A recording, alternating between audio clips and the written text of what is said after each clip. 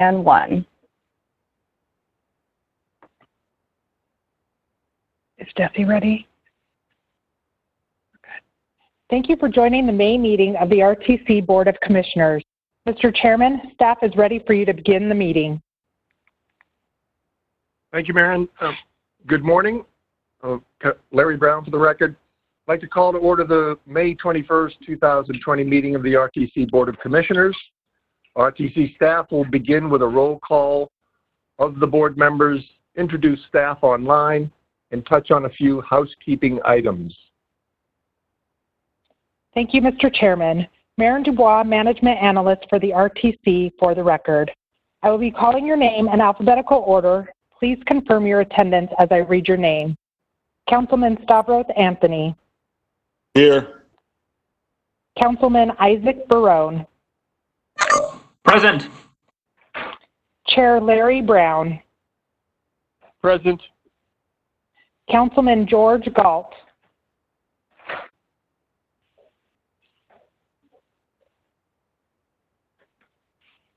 Commissioner Jim Gibson. Here. Mayor Carolyn Goodman. Here. Vice Chair Deborah March. Present. Mayor Kiernan McManus. Present. Director Christina Swallow.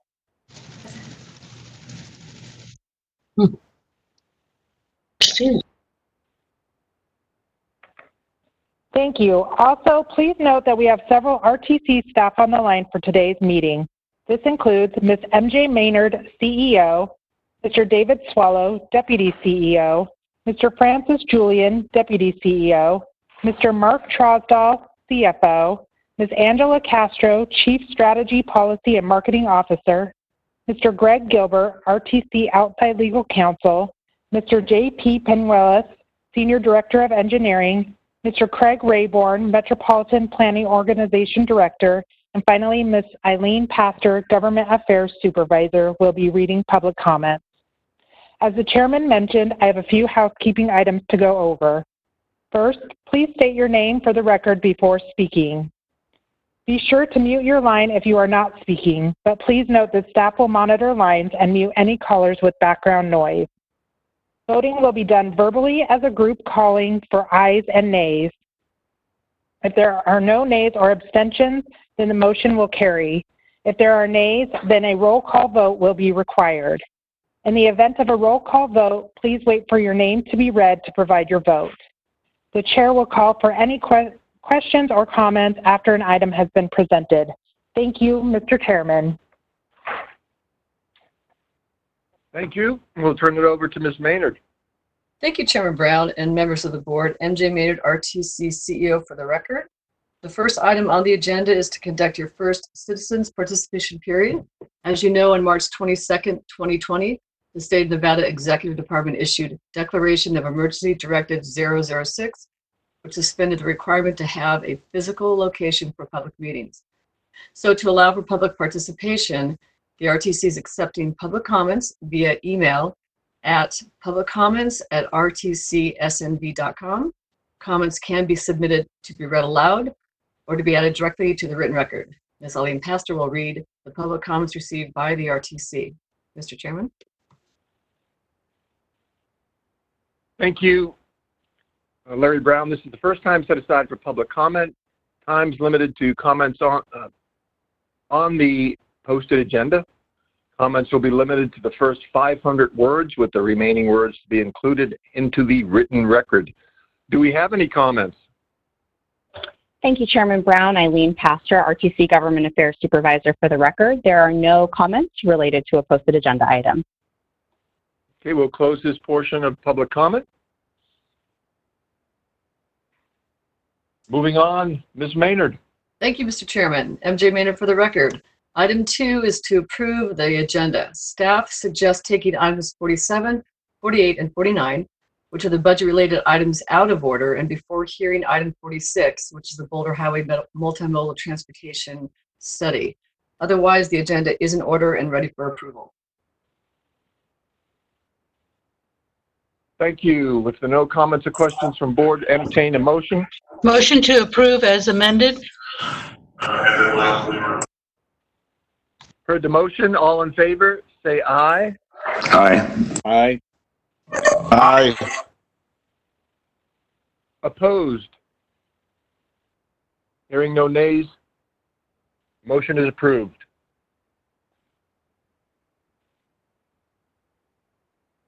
Okay, Mr. Chairman, MJ Maynard for the record. The next item is to receive the CEO report.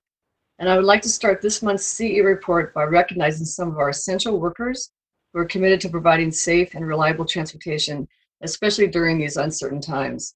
We've put together a video to thank and honor all of our contractors and employees who provide these essential services. They are our frontline workers who often go unnoticed, but still show up day after day to keep our community moving. A once bustling Las Vegas remains quiet tonight. When the City of Lights closed its doors and turned off its lights for the first time, we didn't go to sleep. In times of crisis, it's often those we don't see, the unsung heroes, who continue to keep us healthy and safe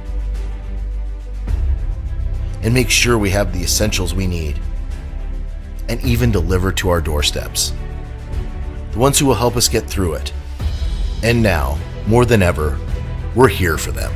The traffic management team, who keeps our signals flowing to get us to essential services.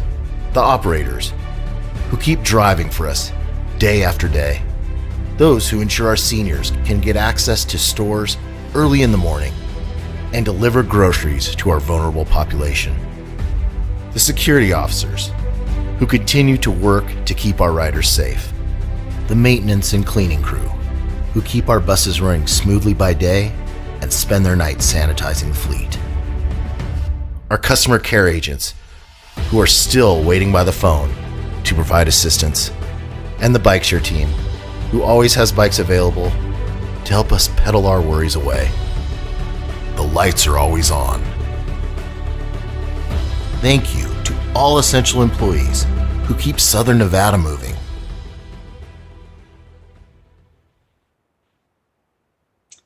Okay, next I would like to provide an update on how we are continuing to respond to the COVID-19 pandemic. All RTC employees have been working remotely from home or at their work site since March 17th, and the governor issued his stay-at-home order. As we prepare to transition back to the office, we will be implementing additional safety and social distancing protocols. In terms of our transit system, as of May 18th, residential ridership has decreased by 50% since Governor Sisolak issued the stay-at-home order. Ridership in the resort quarter is down nearly 100% since the state directed closure of resorts and non-essential businesses. As a result, we began operating residential transit routes on a Sunday schedule and will continue to do so until further notice. Next slide. Despite these challenges, we have made numerous efforts to keep our community safe. Prior to the pandemic, we upped our cleaning procedure to include a hospital-grade disinfectant solution that kills 99% of germs and viruses. This is in addition to RTC crews thoroughly cleaning the bus floors, windows, interior rails, and the driver's area nightly. Passengers are required to board and exit all buses through rear doors to further enable social distancing. Higher capacity buses are being used on routes that don't normally require them to allow for more room so riders can sit farther apart.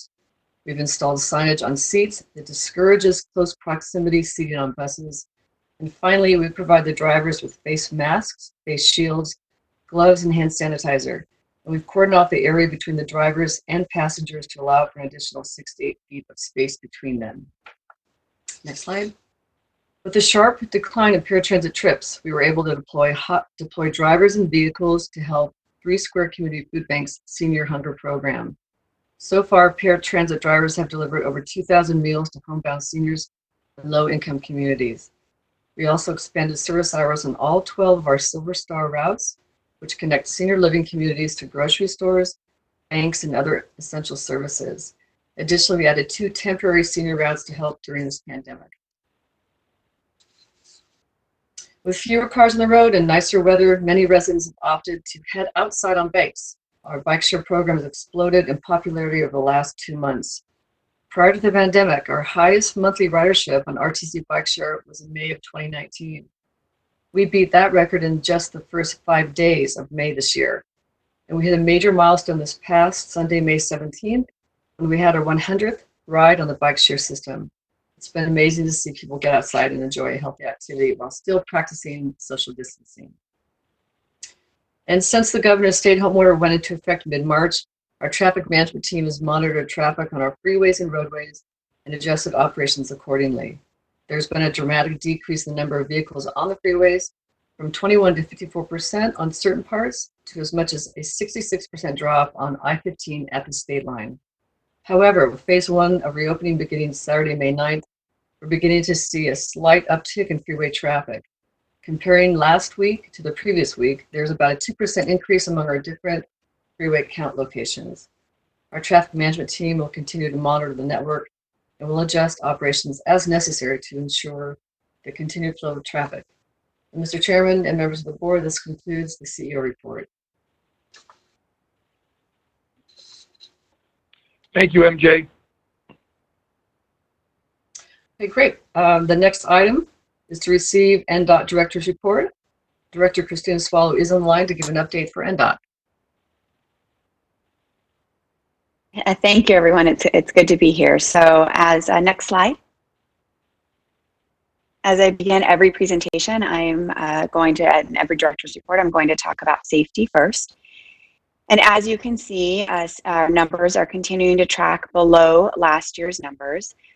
This is in large part due to the significant decrease in fatalities that we saw in March, as unfortunately, although our traffic volumes stay low, as MJ just mentioned, our fatalities in April exceeded our fatalities of April last year. And so we are tracking lower, but our roads still have have safety issues and concerns. Pedestrian fatalities remain down, but an interesting trend that I've noticed is that the occupant fatalities are up. And in addition, we're starting to see concerns with unrestrained occupants.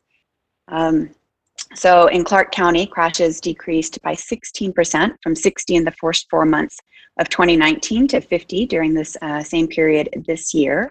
And so crashes fell, and fatalities in the county, Clark County, also were down 13% from 61 last year to 53 this year. And so there is some good news to be seen. Unfortunately, as I mentioned, occupant fatalities are up by 23%, and unrestrained fatalities are up by 6%. You may recall up until this month, unrestrained fatalities were continuing to track below the year previous every month that I've been doing these reports, and now they are higher.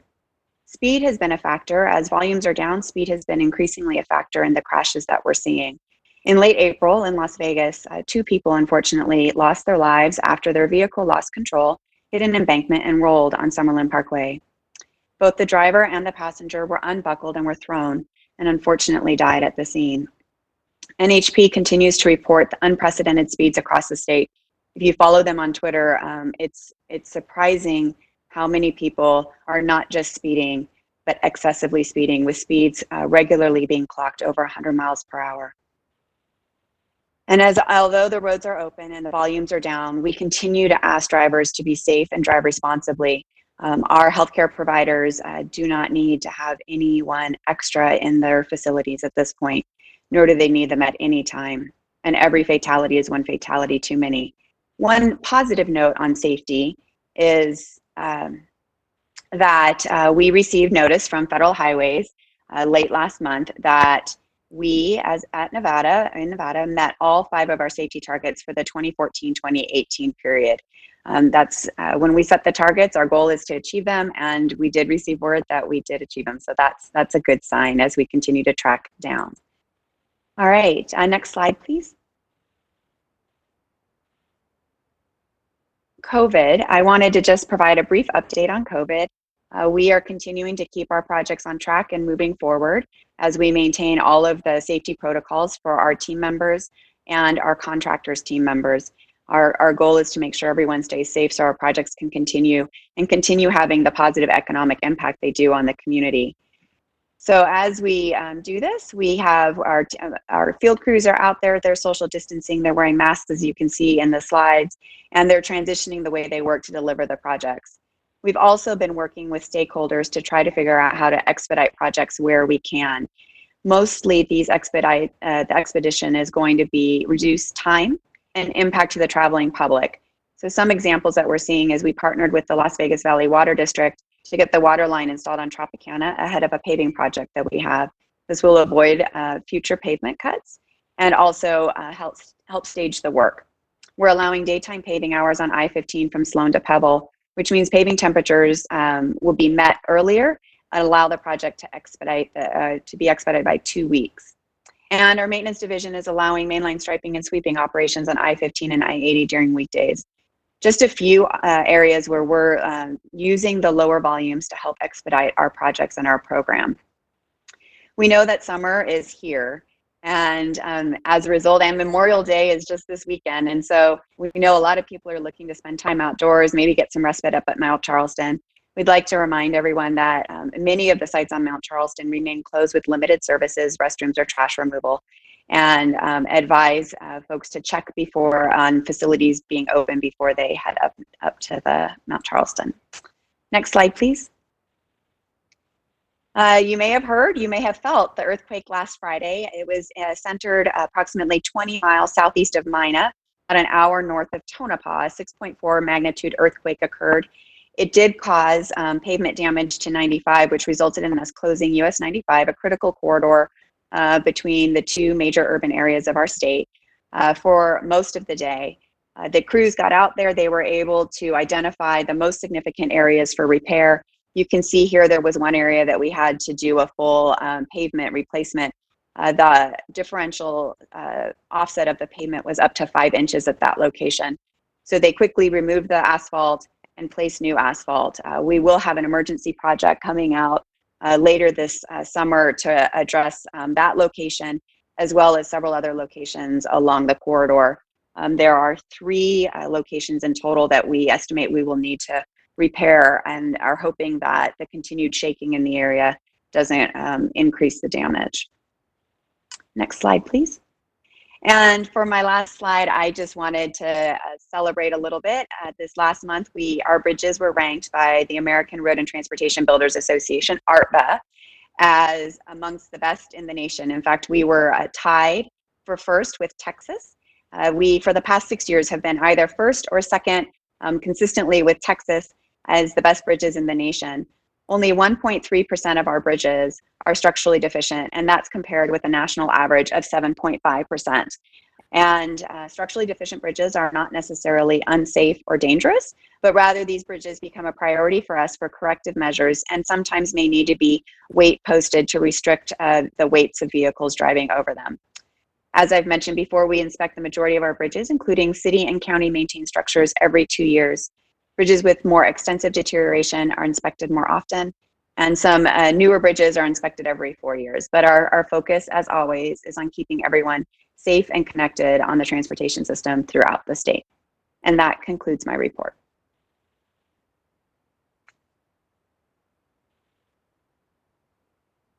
Thank you, Director Swallow. Are there any questions?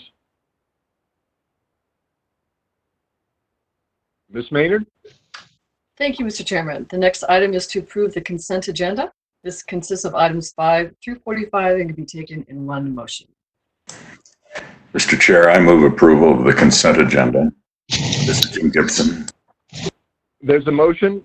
All in favor, say aye. Aye. Aye. Aye. Opposed? Motion carries. Okay, thank you, Mr. Chairman. MJ Maynard for the record. The next 3 items are related to the RTC's annual budget and will be heard together. Item 47 is to receive a presentation on the tentative budget for fiscal year 21. The RTC's tentative budget was filed on April 10th with the Department of Taxation in the Clark County Clerk's Office and has been on record at the RTC and the Clark County Clerk's Office since that time. The document includes the budget for all agency funds. Item 48 is to conduct a public hearing on the tentative budget. And finally, item 49 is to adopt the final budget and direct staff to transmit the final budget as adopted to the Nevada Department of Taxation. And these items will be presented by our CFO, Mark Trosdahl. Thank you, MJ. Mark Trosdahl, RTC CFO, for the record. Mr. Chair, members of the Commission, I'd like to inform the board at this time that they will receive a document in your email called a DocuSign, which will prompt you to electronically sign the budget document that will be filed with the State Department of Taxation. So just a little informative item there as to what will be coming in your email to approve, to sign off on the budget. We'd like to start out by looking at our funding sources for the RTC. And the total funding for fiscal 21 is $748.6 million. We do have some one-time items in this budget. We have a bond refunding budgeted for $125.7 million. We have some non-recurring grants that will be used for transit operations of $74 million. And then we have the use of cash balances in the transit fund and the streets and highways fund for $118 million. If these one-time sources of funds were not included in the budget, the total sources would be down to $431 million. And just for comparison, in fiscal year 20, our budget was $593.8 million for sources of funds for the RTC, which we would be down this year about $163 million, or 27%, would be lower than our fiscal 20 budget. If we go to the next slide, we look at the sales tax revenue, and if you would click on that again, it will show the decrease that we're anticipating in fiscal 20 and 21 due to the COVID-19 pandemic.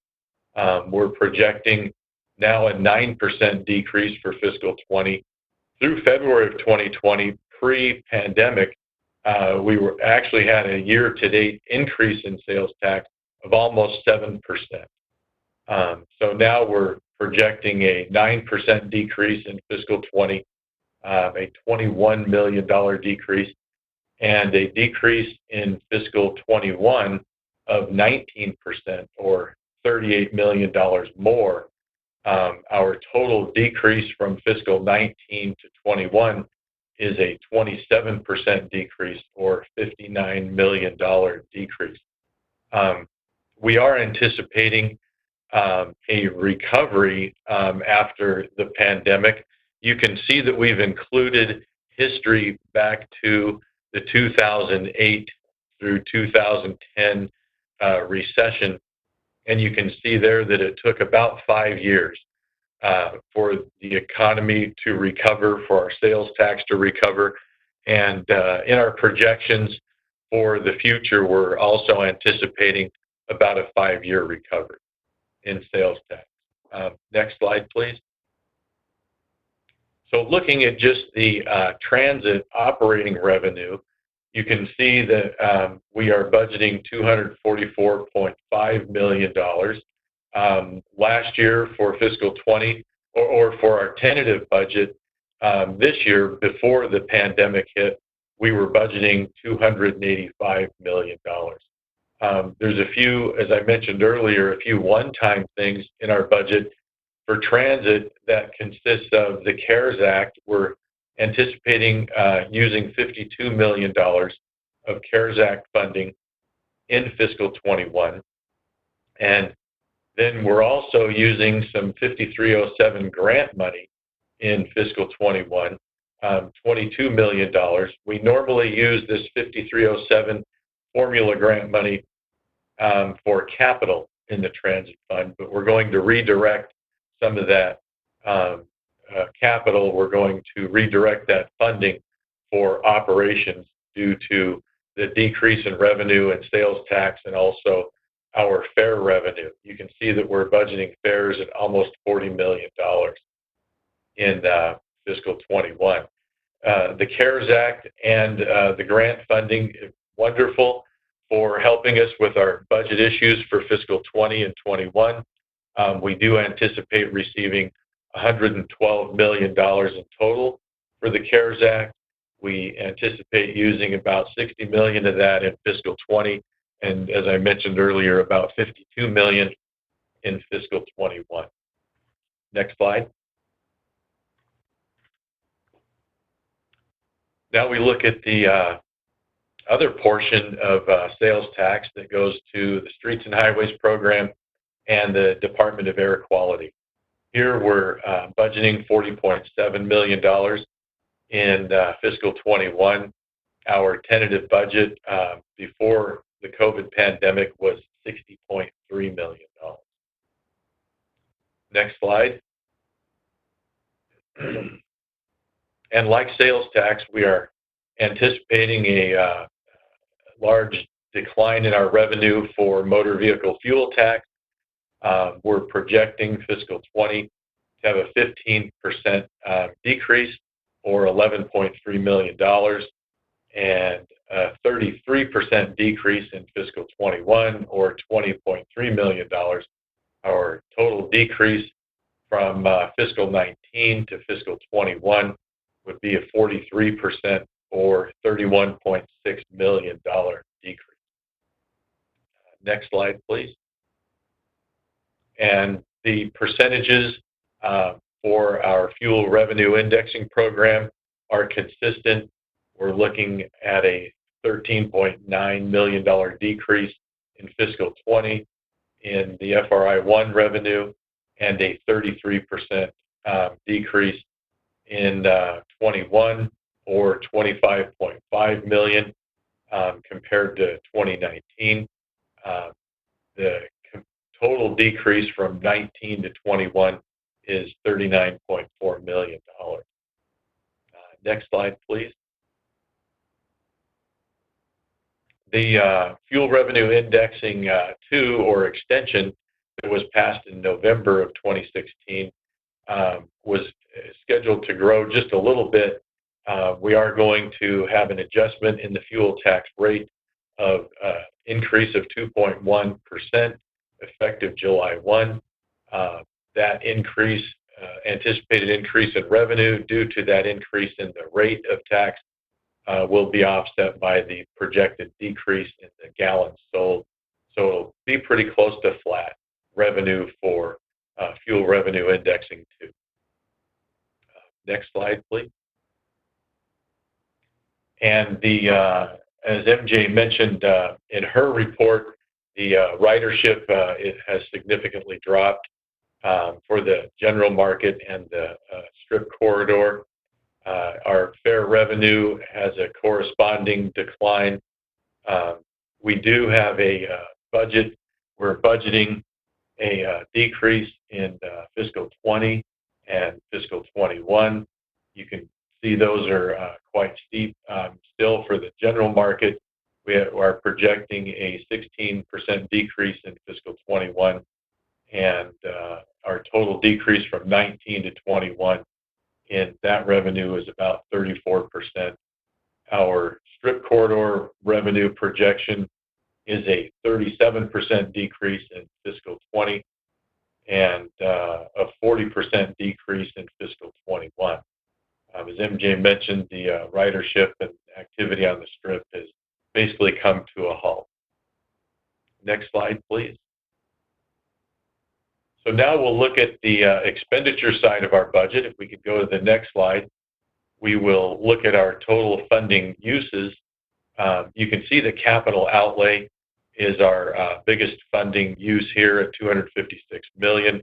Contracted services, which mainly relate to our transit system, of $218 million. And then we are paying off a bond as part of a bond refunding, and we're budgeting almost $141 million for that. Our debt service is budgeted at $90.2 million, and then salaries and benefits of $43.2 million, for a total of $748.6 million. Next slide, please. As we look at the largest part of the our funding uses, that would be capital outlay. And on this slide, you can see that the transit system accounts for about 36% of our capital outlay, or $91.6 million. We are budgeting $164 million for streets and highways, road construction projects and maintenance between our programs with the FRI indexing $100 million and motor vehicle fuel tax of $40 million, and then sales tax of $24. We have not changed the budget for the streets and highways spending. Due to having healthy cash balances, we will be able to continue with the projects that were scheduled in fiscal 21. Next slide, please.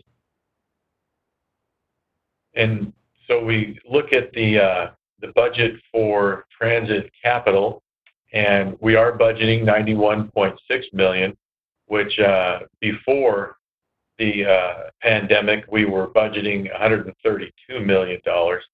So we have cut $40 million out of our capital budget, and that will also, our grant funding now is down to $73 million. Prior to COVID-19, we were budgeting $103.6 million, so that'll save $30.4 million in grant funding. Next slide, please.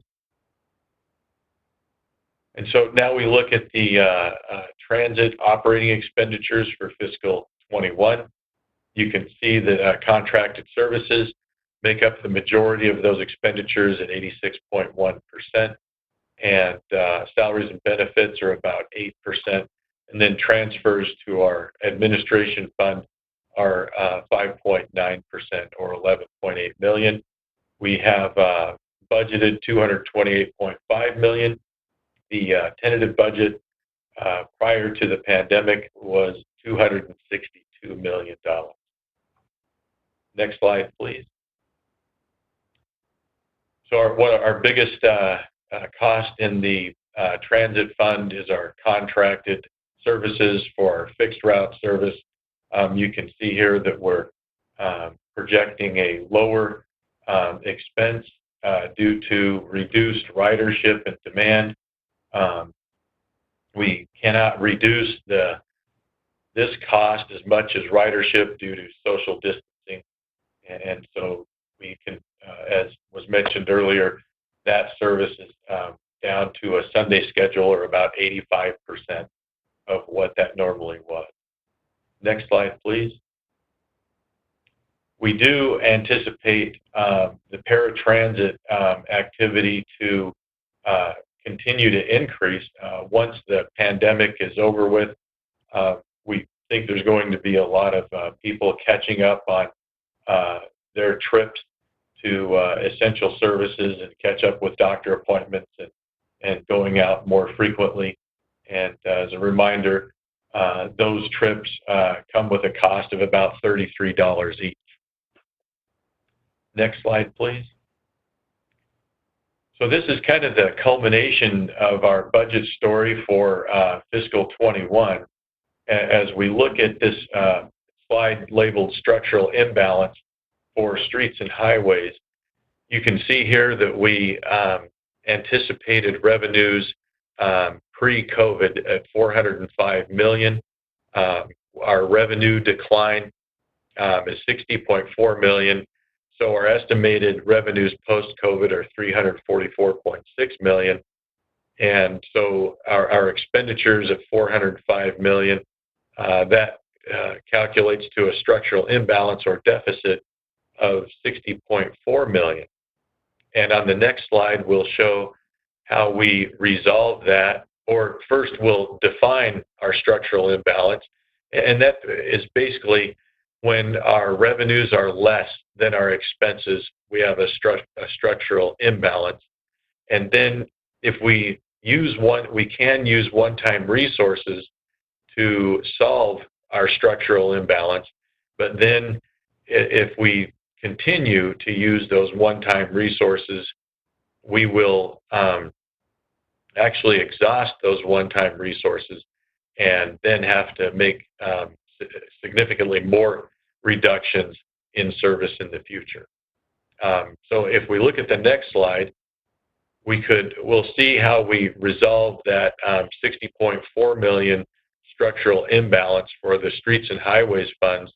And that is mostly, as you look at the second to last line, by using what is labeled here as S&H funding, or streets and highways funding, which is basically using our cash balances. We do have healthy cash balances in our streets and highways programs, and we will be using about $57.6 million of those cash balances next year so that we can continue on with the projects that were scheduled in fiscal 21. Next slide, please. Now, as we look at the Transit and Administration Fund, we calculate our structural imbalance to be about $152 million. And the next slide will show how we resolve that problem. As I mentioned earlier, we have some one-time resources to help solve our budget deficit or structural imbalance. Again, we're going to use about $52 million of the CARES Act money to help pay for expenses in fiscal 21, and the 5307 formula grant money that we normally use for capital, we are redirecting $22 million of that money over to the transit operation. We have cut $40.7 million in capital outlay for transit, and we've also cut contracted services by about $30 million. And then we're going to use $1.3 million of our cash reserves in transit funding to help solve that deficit also. And you can see at the bottom, we come down to a remaining structural imbalance of $5.8 million. On the next slide, we will see how we resolve that issue. We will save about $3.6 million by implementing a hiring freeze. We've already done some layoffs and furloughs, and we've already had management pay cuts. And so again, we project a savings there of about $3.6 million. And so that leaves about $2.2 million that we'll need to have additional cost containment measures to help solve that issue. And those are my prepared comments. I'd be glad to answer any questions the board might have. Thank you, Mark. Any questions for Mark? If you're within 2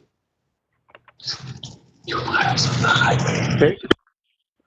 Okay. Hearing none, we'll now open up the public hearing on the fiscal year 21 tentative budget. Do we have any comments from the public? Hello? Mayor Goodman here. Mayor? Yes, I did have questions. I'm sorry. Please.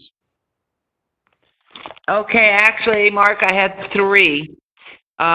Your estimate on the Fry 2, do you feel extremely comfortable with that, just knowing the amount of use of that money and the fuel that is way down? Are those numbers, are you pretty, I know everything's an estimate, but are you pretty comfortable? That's my first question on that.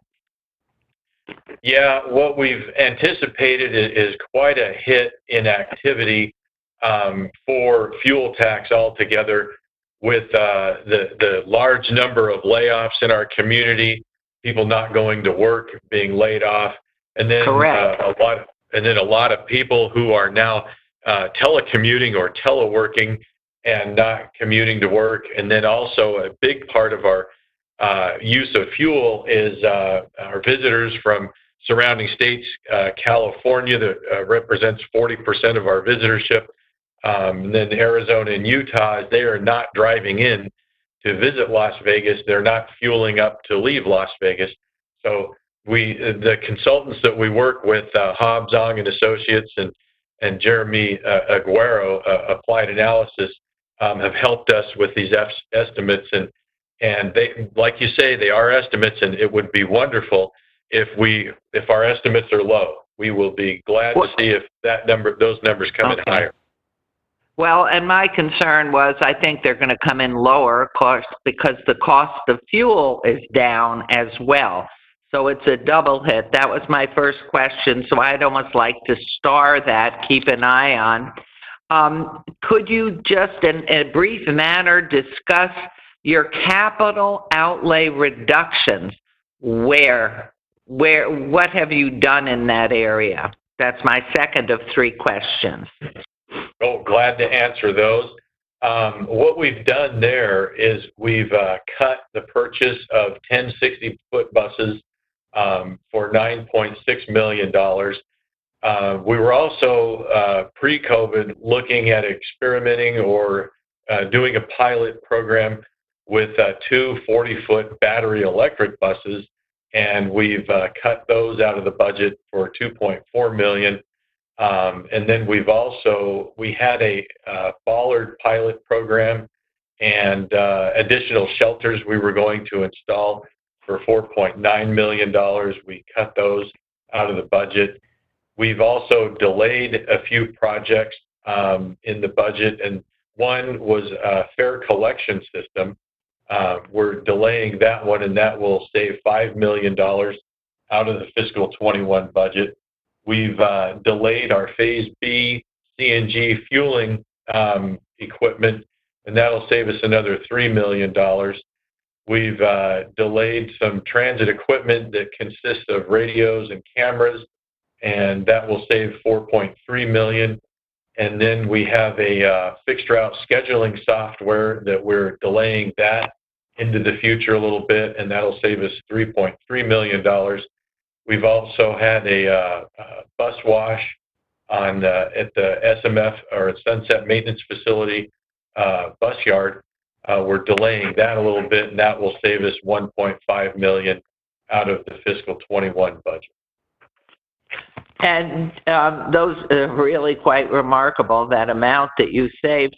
And you have been looking, I know, I mean, these are sort of redundant, but your review of ongoing contracts for services of different types that maybe, they're on 5-year rotation or 2-year. You've looked at those to make sure there's no negotiation possible to reduce the amounts of those contracts? Oh, absolutely. We've been analyzing all of our contracts.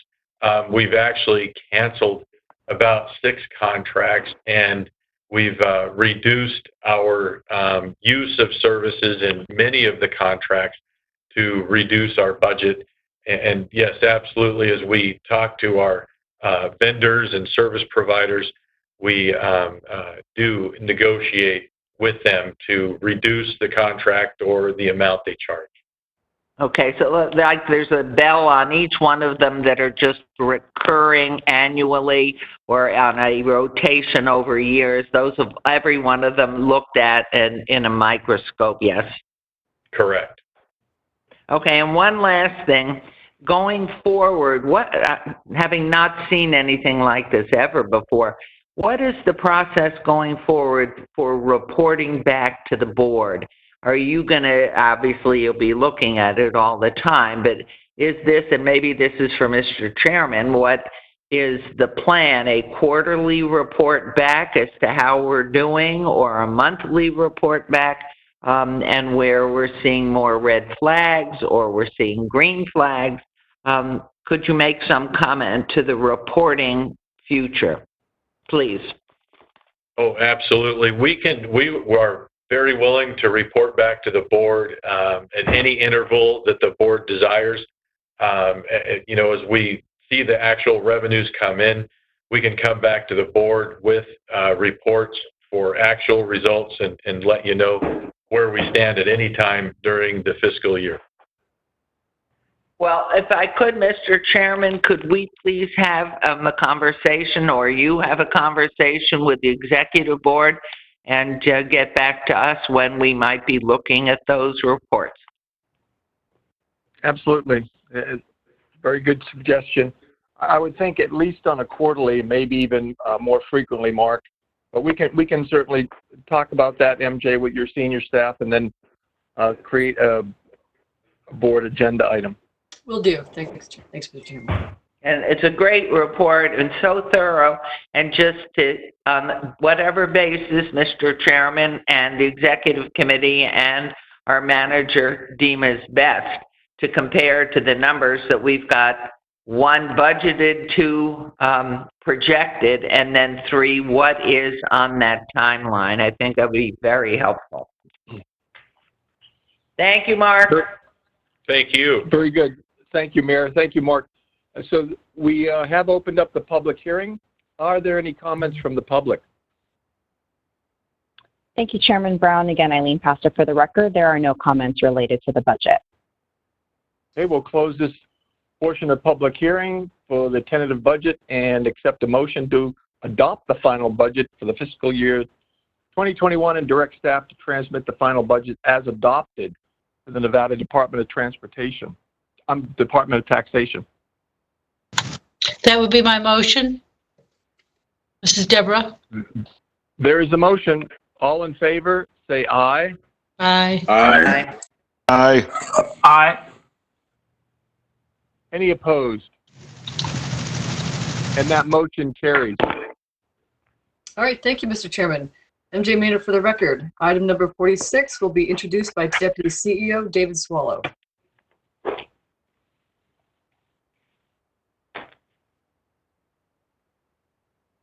Good morning, Mr. Chairman, members of the board.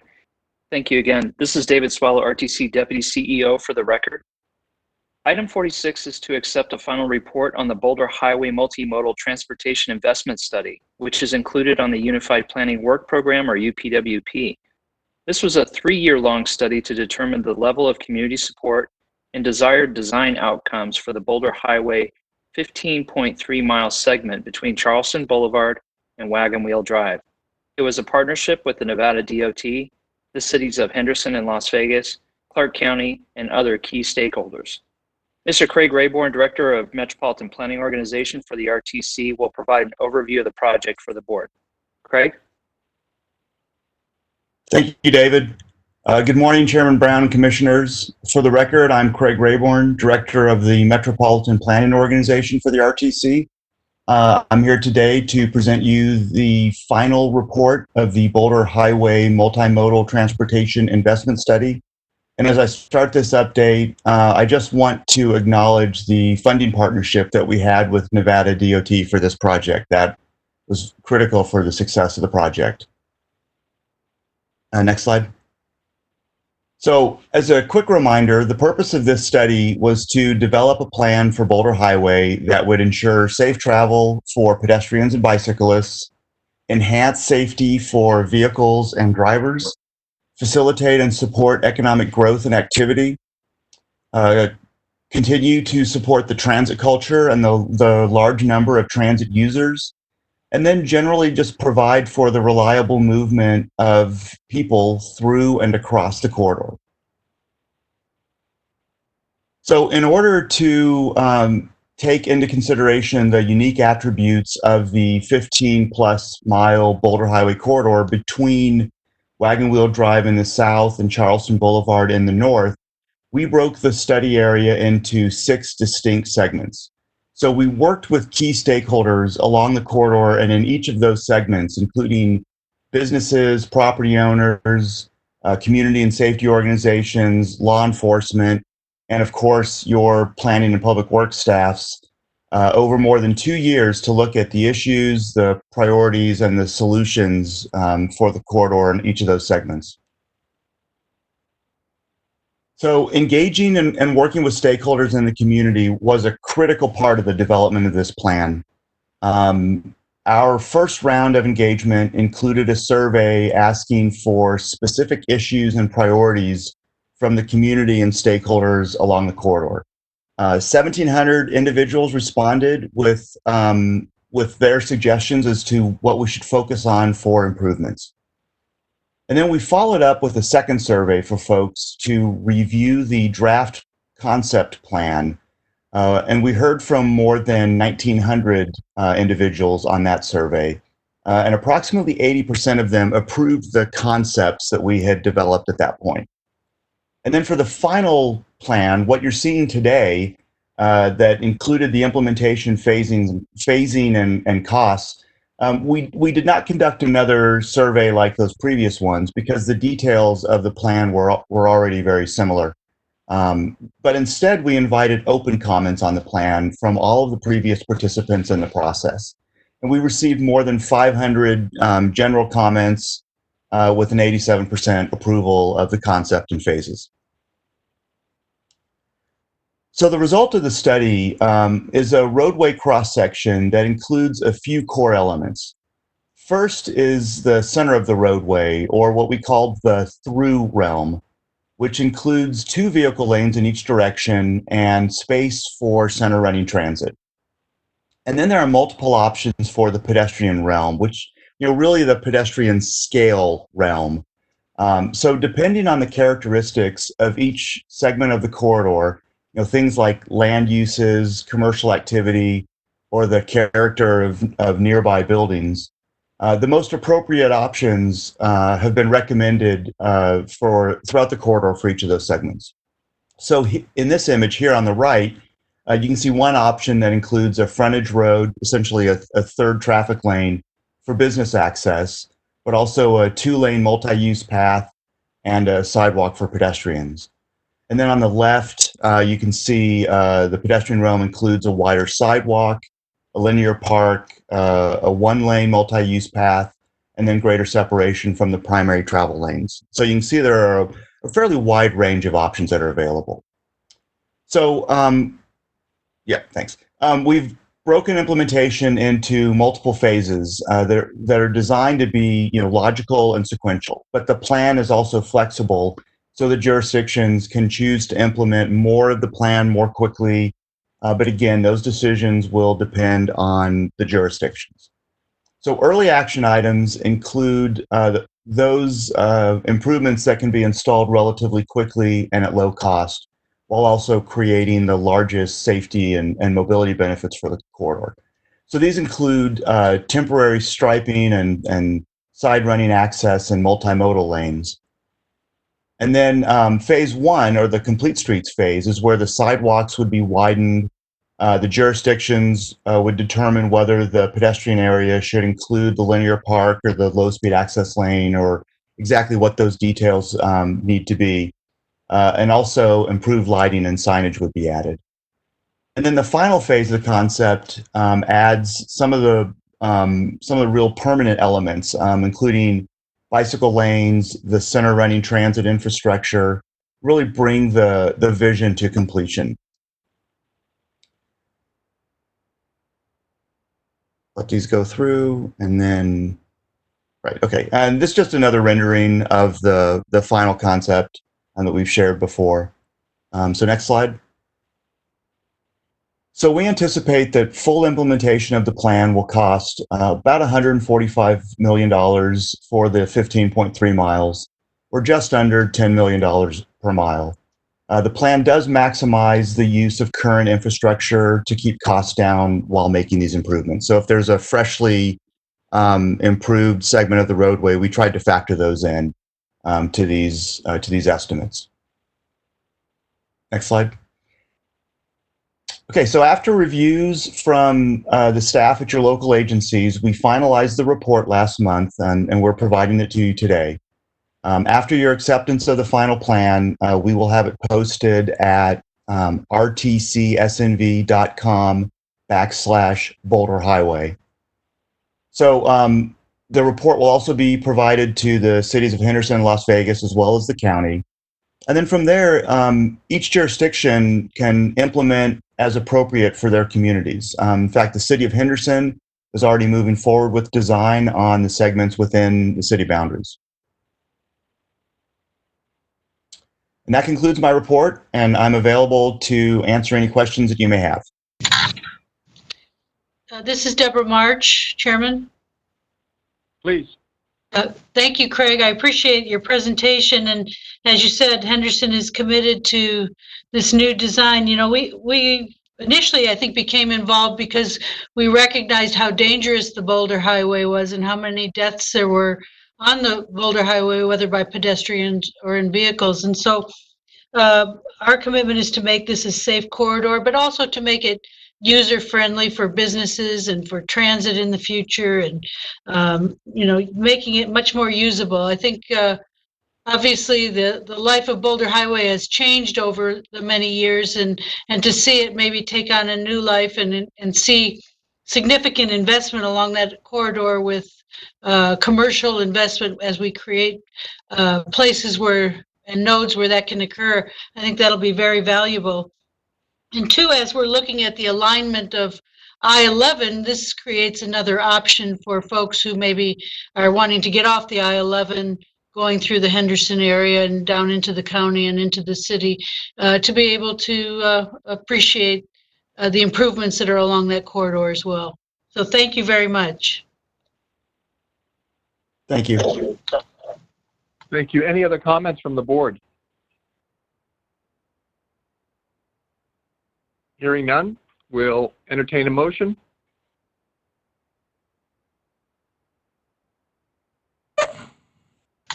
I'll go ahead and make a motion to accept the final report and then send it on to the agencies. There is a motion. All those in favor say aye. Aye. Aye. Aye. Aye. Any opposed? And that motion carries. Ms. Maynard? Thank you, Mr. Chairman. MJ Maynard for the record. There are no legal items to discuss, so we can skip agenda item 50. And the last item on the agenda is your final citizens participation. Thank you. This is the second time set aside for public comment. Just a reminder that comments will be limited to the first 500 words, with the remaining words to be included in the written record. Do we have any comments? Thank you, Mr. Chairman. Again, this is Eileen Pastor, RTC Government Affairs Supervisor for the record. We have two public comments. The first comment is from Robin Kincaid. Good morning, Commissioners. I hope today finds you and your family feeling well and safe. My name is Robin Kincaid, and I have shared with the board in the past how the current service area configuration restricts access for persons with disabilities, including my daughter, Kayla.